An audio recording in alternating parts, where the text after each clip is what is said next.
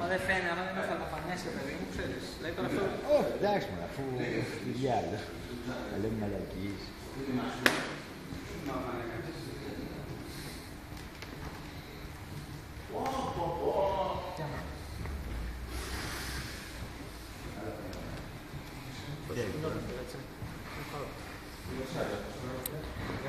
Δεν έχει σταματήσει.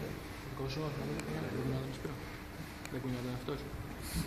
Δεν μπορώ να το βλέπω μέσα στις κάμερες.